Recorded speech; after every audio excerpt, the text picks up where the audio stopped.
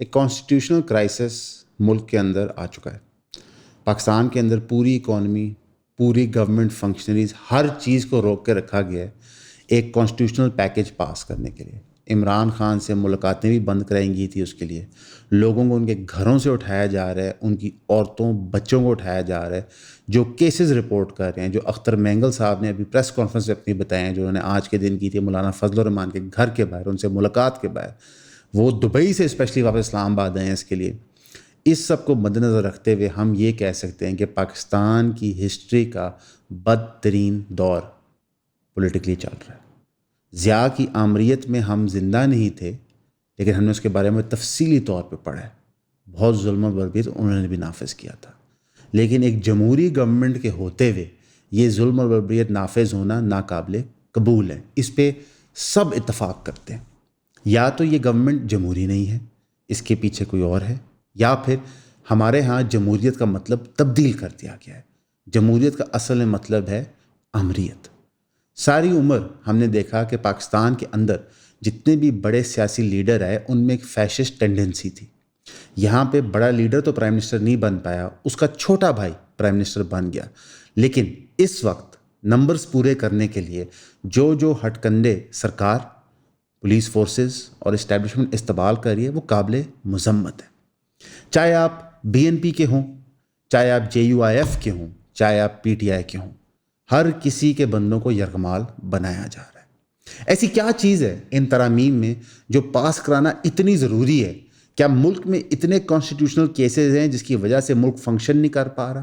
کیا ملک کے اندر اتنے زیادہ ریفارمز کی ضرورت ہے جوڈیشری میں کہ ملک کے اندر آپ نے ورچولی سیکشن 144 ہر شہر میں لگایا ہوا ہے؟ جب ہم بات کر رہے ہیں اس وقت رات کے 6:30 بج رہے ہیں، ہم سارا دن ویٹ کر رہے تھے کہ عمران خان صاحب کی ملاقات ہوتی ہے، اپروو کرتا ہے کمیٹی مسودہ جو پیش کیا گیا ہے، سینٹ میں جاتا ہے معاملہ، اور پھر پارلیمنٹ میں کب جائے گا. لگ یہ رہا ہے کہ سینٹ کا اجلاس رات کو 11:30 بجے ہوئے گا آج، اور پارلیمنٹ میں یہ معاملہ کل جائے گا. قانون یہ پاس ہوتا ہے یا نہیں ہوتا ہے، لیکن ایک پروسیس کے اندر جب اتنا ظلم نافذ کیا جائے تو ہمیں شک کرنا پڑتا ہے کہ جو قانون آ رہا ہے وہ ضرور کسی نہ کسی کے مفاد میں ہے. مفاد صرف ایک ہی ڈپارٹمنٹ کا ہے، وہ ہے پاکستان کی گورنمنٹ کا. پاکستان کی گورنمنٹ اس وقت نون لیگ اور پیپلز پارٹی آکیوپائی کرتے ہیں، لیکن جو چینجز وہ لا رہے ہیں وہ ورچولی پاکستان کی گورنمنٹ کو اور آنے والی گورنمنٹس کو اختیار دے گی کہ ججز کو وہ ریوارڈ اور پنش کریں اپنی رضا کے مطابق.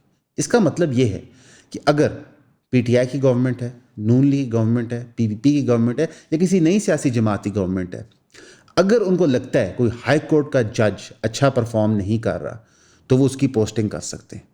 اگر ان کو لگتا ہے کہ کوئی سپریم کورٹ میں چیف جسٹس ہمیں سوٹ نہیں کرتا تو اس کی ریموول تیزی سے کر سکتے ہیں. اگر ان کو لگتا ہے کہ جو اگلا چیف جسٹس ہم نے اپوائنٹ کرنا ہے وہ اپنی من مرضی کا کرنا ہے، اس کے لیے اسپیشل پینل بنا کے وہ کچھ بھی کر سکتے ہیں. ہم نے دیکھا ہے کہ ہمارے چیف آف آرمی سٹاف کے ساتھ بھی ایسا ہی کچھ کھیل 77 سال سے ہو رہا ہے، اور وہ پٹھا ہی پڑا ہے ڈیموکریٹک گورنمنٹس کو. ہم نے سینیورٹی کو ڈسرسپیکٹ کرتے ہوئے کبھی جونیئر اپوائنٹ کر دیا، کبھی تھرڈ ان کمانڈ اپوائنٹ کر دیا، اور انہوں نے آ کے پھر وہ برکس نکالا جمہوری جماعتوں کا کہ وہ آج تک قوم دیکھتی ہے. ہم نے اپنے تھانوں کا حال دیکھ لیا کہ ایک ایس ایچ او کو اپنی نوکری کی پرواہ ہوتی ہے کہ اس کا متعلقہ ایم این اے اور ایم پی اے سے خوش رہے. بیشک پبلک ایٹ لارج خوش ہو نہ ہو، ایم این اے اور ایم پی اے خوش ہو کہ ایم این اے صاحب آ گئے ہیں تو سلوٹ مارو، ایم این اے صاحب ذاتی کم ہے تو گڈیاں دے دو. اس کی وجہ سے آج پاکستان کی عوام اور بیوروکریٹک سٹرکچر میں ایک اختلاف ہے. جوڈیشری وہ واحد ادارہ ہے جہاں سے آپ کو چھوٹی سی امیدی کرن تھی. آپ کے مسنگ پرسن سے کیسز جوڈیشری ریلیٹیولی ایک چھوٹے پیمانے پہ سالو کراتی تھی، توقع ہوتی تھی لوگوں ان سے. آج اس کو کیپچر کرنے کا طریقہ بنا ہے.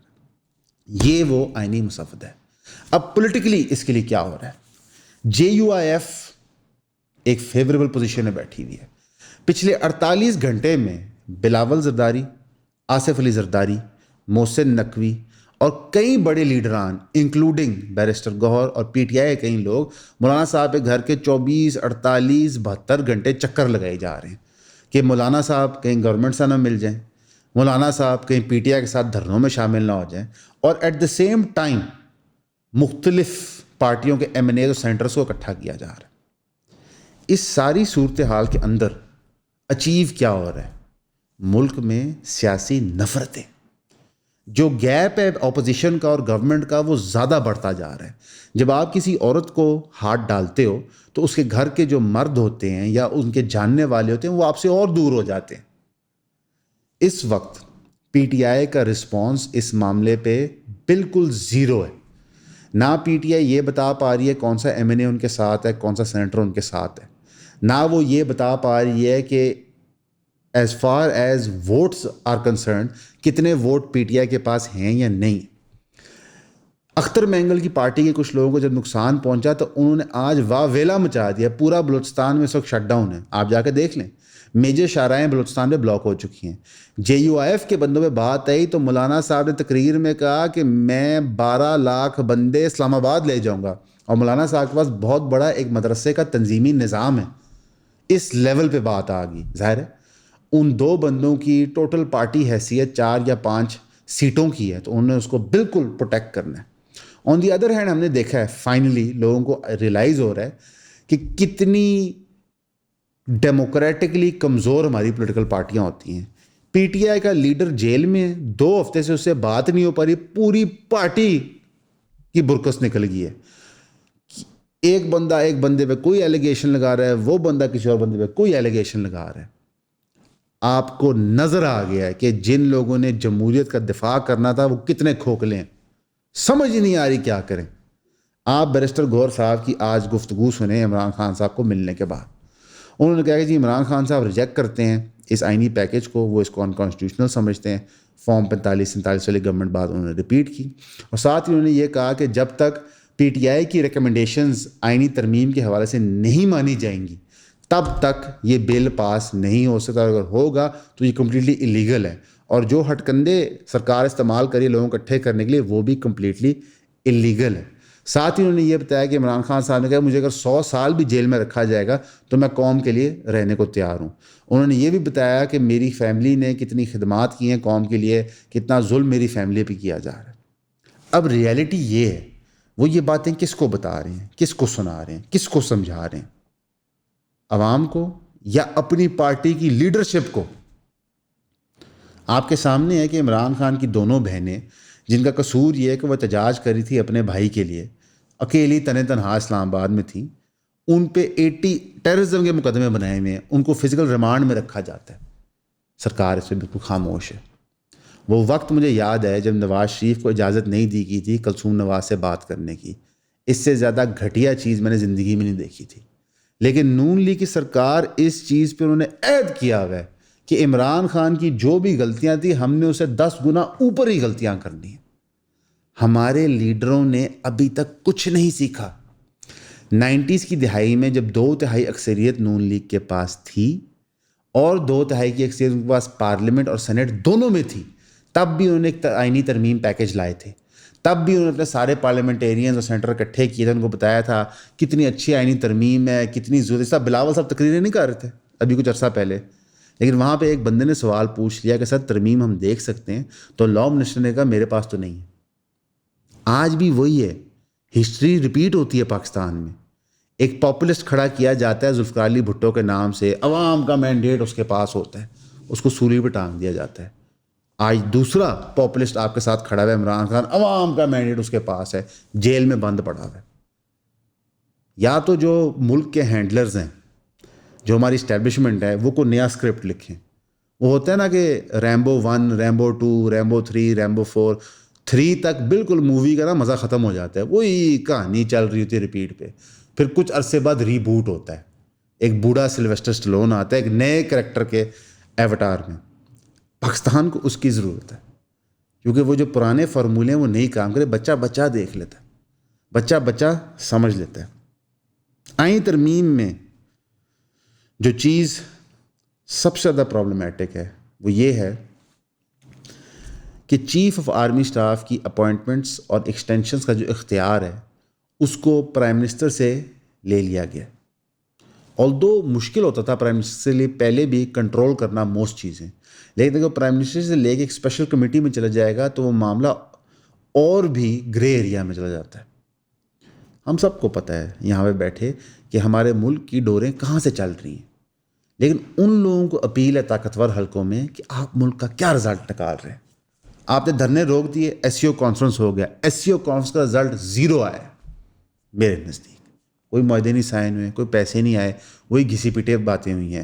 جے شنکر کی تقریر چلانے کی تو آپ کی ہمت تھی نہیں, آپ نے وہ ساری میوٹ کری, پھر پریس ریلیز کی وہ باتیں کیا کر رہا ہے. آپ بات کرتے ہیں چائنیز پی ایم کے آنے کی, سوائے فرضی چیزوں کے آپ ان کو حساب نہیں دے پا رہے کہ آپ نے $64 بلین کہاں پہ لگایا. اب بالکل جی عمران خان کی غلطی ہے, انہیں ضائع کرتا, لیکن آپ دکھا نہیں پا رہے. جو آپ کے معاہدے ہوئے تھے چائنیز کے ساتھ وہ یہ تھے کہ ہم آپ کے ملک میں انویسٹمنٹ کریں گے, فیزیبلٹی انویسٹمنٹ کی آپ بنا کے دیں گے جو فائنینشلی وائبل ہو اور انوائرمنٹلی فرینڈلی اور سسٹینیبل ہو. وہ آپ نہیں کر سکے.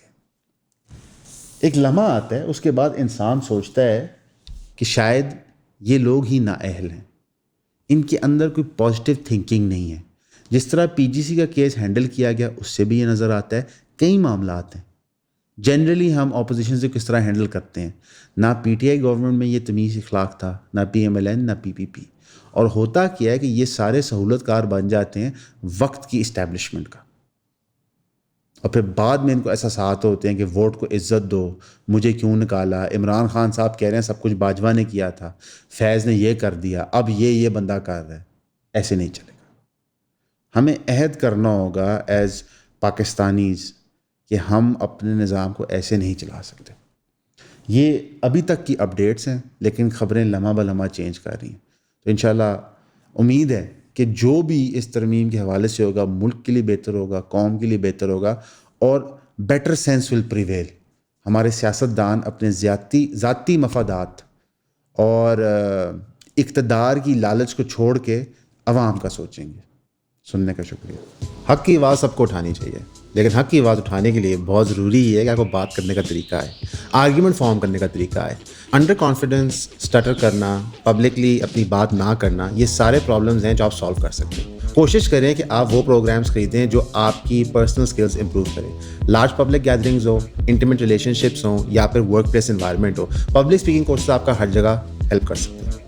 ہمارا پبلک اسپیکنگ کا کورس خریدیں. جب بھی ہمارا پبلک اسپیکنگ کا کورس خریدتے ہیں ایک تو آپ کی ہماری انٹریکشن ہوتی ہے, لیکن ساتھ ہی ساتھ آپ ہمارے چینل اور ہمارے کام کو سپورٹ کرتے ہیں. یہ بہت ضروری ہے, کیونکہ اس وقت سلمان کے لیے بہت ضروری ہے کہ وہ نیا فون خریدیں. تو پلیز کائنڈلی آپ سارے ہمارے کورس کو ضرور لیں, اور پبلک اسپیکنگ کلاس میں آپ سب کو ملنا چاہتا ہوں. Thank you.